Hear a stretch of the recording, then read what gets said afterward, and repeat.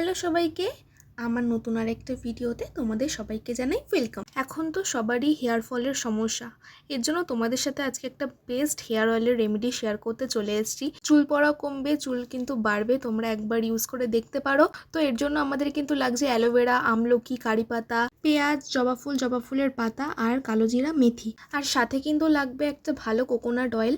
আমি এর জন্য এখানে ইউজ করছি শালিমার কোকোনাট অয়েল। এই তেলটা অনেক ভালো, আমি অনেক ছোটোবেলা থেকে ইউজ করি আর অনেক পুরনো একটা তেল, তাই আমি এটাকেই নিয়েছি।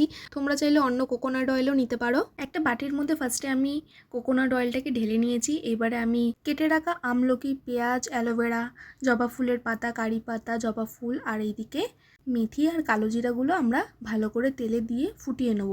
যতক্ষণ না এটা ব্রাউন হয়ে আসে আমরা ততক্ষণ ফুটাতে থাকবো। একদম যখন ব্রাউন হয়ে আসবে তখন আমরা এটাকে ঠান্ডা হওয়ার জন্য রেখে দেবো।